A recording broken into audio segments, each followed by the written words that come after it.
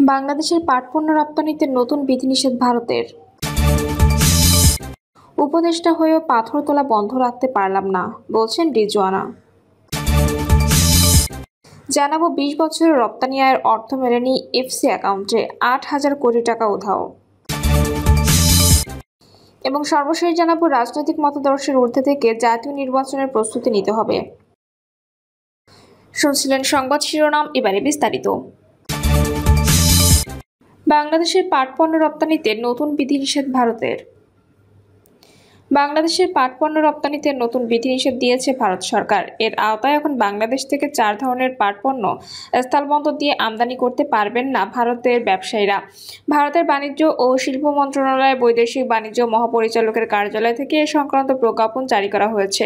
প্রজ্ঞাপন অনুযায়ী বাংলাদেশের যে 4টি পণ্যের উপর ভারত আমদানি বিধিনিষেধ আরোপ করেছে সেগুলো হলো পাট ও পাট জাতীয় পণ্যের কাপড়, পাটের দড়ি বা রশি, পাট জাতীয় পণ্য দিয়ে তৈরি দড়ি বা রশি এবং পাটের বস্তা বা ব্যাগ। প্রজ্ঞাপনে বলা হয়েছে এই সিদ্ধান্ত তাৎক্ষণিকভাবে কার্যকর করা হয়েছে। নতুন এই বিধিনিষেধের ফলে এসব পণ্য ভারতে রপ্তানি করতে হলে সমুদ্রপথে মুম্বাইয়ের নভসেবা বন্দর দিয়ে এসব পণ্য পাঠাতে হবে। সংশ্লিষ্ট সূত্রে জানা যায়, বাংলাদেশ থেকে উল্লেখিত এসব পণ্য যে পরিমাণ ভারতে রপ্তানি হয় তার 1% কাছাকাছি যায় সমুদ্রপথে, বাকিটা স্থলপথে রপ্তানি হয়। ফলে বিধিনিষেধের কারণে মূলত এসব পণ্য রপ্তানির সহজ পথটি বন্ধ করে দিয়েছে ভারত। এর আগে গত 27 জুন আরেক প্রজ্ঞাপনে ডিজিএফটি বাংলাদেশ থেকে স্থলবন্দর দিয়ে বেশ কয়েক ধরনের পণ্য আমদানিতে বিধিনিষেধ দিয়েছিল। স্থলবন্দর দিয়ে আমদানি বিধিনিষেধ দেওয়া ওই সব পণ্যের মধ্যে ছিল কাঁচা পাট, পাটের রোল, পাটের সুতা ও বিশেষ ধরনের কাপড়। এর সঙ্গে নতুন করে আরও 4 ধরনের পণ্য যোগ হলো মঙ্গলবার থেকে।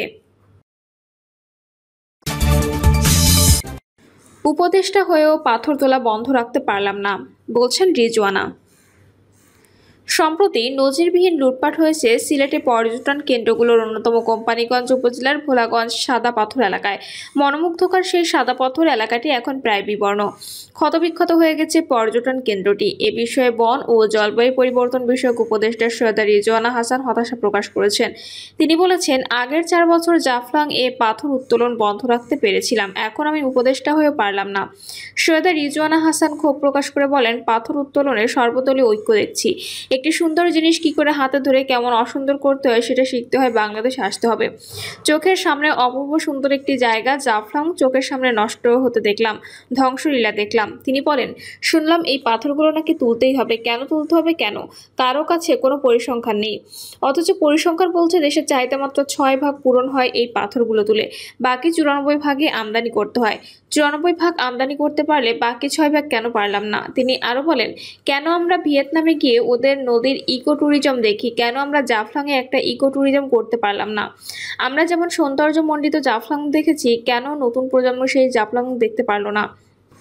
সেখানে আবার রাজনৈতিক ঐক্য দেখলাম। উপদেষ্টা বলেন, সিলেটে 2 জন উপদেষ্টা গেলাম, সেখানে পাথর তুলতে সর্বদলীয় ঐক্য দেখলাম। আগের 4 বছর জাফলংয়ে পাথর উত্তোলন বন্ধ রাখতে পেরেছিলাম, এখন আমি উপদেষ্টা হয়ে পারছি না।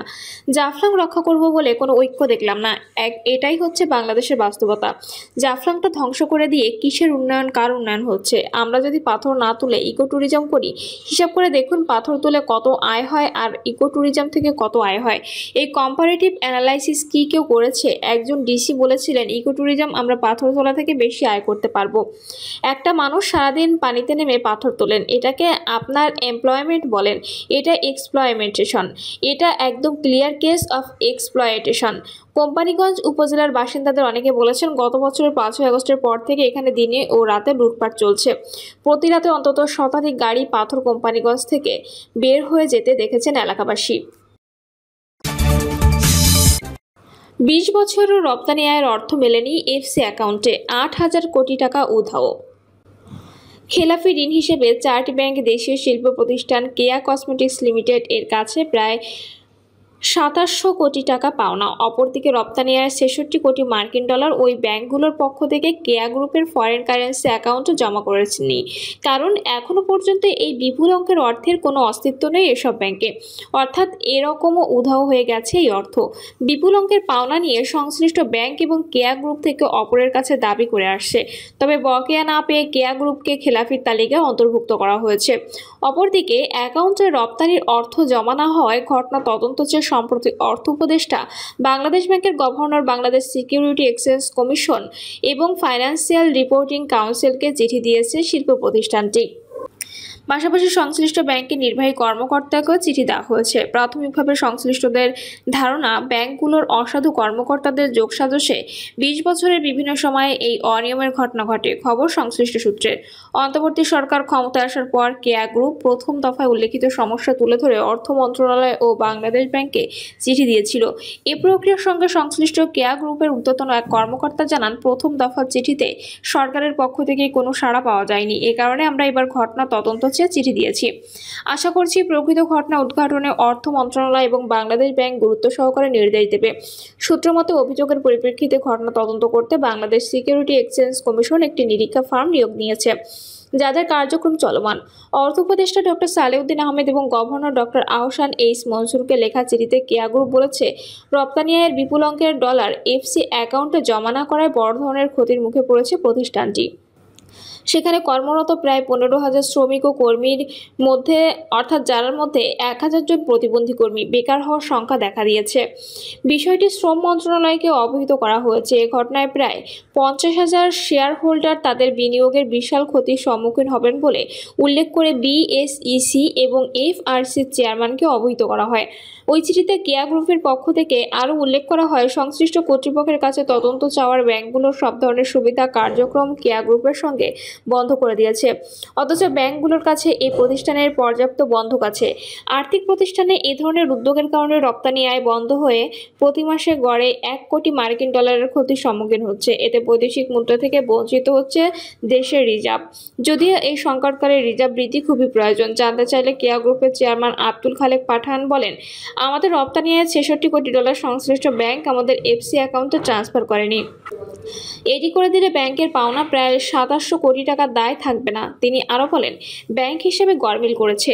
এটি বাংলাদেশ ব্যাংক এবং সমগ্র দেশের মোট ডলার হিসাবের জন্য গুরুতর হুমকি। আমার রপ্তানি আয় সম্পূর্ণ ডলার এফসি অ্যাকাউন্টে জমা করতে ব্যর্থতার কারণ ব্যাংকগুলো B2B আমদানি পরিশোধের জন্য ফোর্স লোন এবং পরবর্তী সময়ে টার্ম লোনে কনভার্ট করে এর সুষ্ঠু তদন্ত চাই। কারণ ব্যাংকের ভুলের কারণে আজ কোম্পানি ঋণখেলাপি এবং কোম্পানি ও দেশ অর্জিত বৈদেশিক মুনাফা থেকে বঞ্চিত। কেন্দ্রীয় ব্যাংকের গভর্নরকে লেখা চিঠিতে বলা হয়, সাউথ ইস্ট ব্যাংকের মাধ্যমে 2004 থেকে 2023 সাল পর্যন্ত কেয়া কসমেটিক্স বিভিন্ন প্রতিষ্ঠানের মাধ্যমে মোট বিদেশে পণ্য রপ্তানি করেছে 101 কোটি 96 লাখ মার্কিন ডলারের। ব্যাংক এ রপ্তানি পুরো অর্থ আদায় করলেও 39 কোটি 46 লাখ মার্কিন ডলার কোম্পানির এফসি অ্যাকাউন্টে জমা করেনি। এই পণ্য রপ্তানির বিপরীতে B2B আমদানি ছিল 80 কোটি ডলার। ব্যাংক এই 80 কোটি ডলারের হিসাবটি ফোর্স লোন সৃষ্টি এবং পরবর্তী সময়ে মেয়াদি ঋণ সৃষ্টি করে। এ প্রসঙ্গে সাউথ ইস্ট ব্যাংকের চেয়ারম্যান এম.এ. কাসেমের সঙ্গে যোগাযোগ করা হলে তার পক্ষে senior vice president Mohammad Kamruzzaman জানান, ব্যাংক অডিট করে দেখছে এ ধরনের ঘটনা ঘটেনি। সর্বশেষ বিএসইসি এ বিষয়ে একটি অডিট ফার্মকে তদন্তের জন্য নিয়োগ দিয়েছে। প্রতিষ্ঠানটি এ বিষয়ে অডিট শেষ করেছে, কিন্তু রিপোর্ট এখনো জমা দেয়নি। রিপোর্টটি পেলে আমরা বুঝতে পারবো। কেন্দ্রীয় ব্যাংকে দেওয়া ওই চিঠিতে আরও বলা হয়, 2007 থেকে 2023 সাল পর্যন্ত পূবালী ব্যাংকের মাধ্যমে কেয়া গ্রুপ 20 কোটি 19 লাখ মার্কিন ডলারের পণ্য রপ্তানি করেছে। ব্যাংক সে অর্থ আদায় করলেও কোম্পানির এফসি অ্যাকাউন্টে কোনো অর্থ জমা করেনি। এই পণ্য রপ্তানির বিপরীতে B2B আমদানি ছিল 5.32 কোটি ডলার। এই হিসাবটি ব্যাংকের পক্ষ থেকে ফোর্স লোন সৃষ্টি এবং পরে মেয়াদি ঋণ সৃষ্টি করে। প্রিয় দর্শক, এই ছিল এখনকার সর্বশেষ সংবাদ। আপডেট সব সংবাদ পেতে চ্যানেলটি সাবস্ক্রাইব করে বেল আইকনটি ক্লিক করে রাখুন।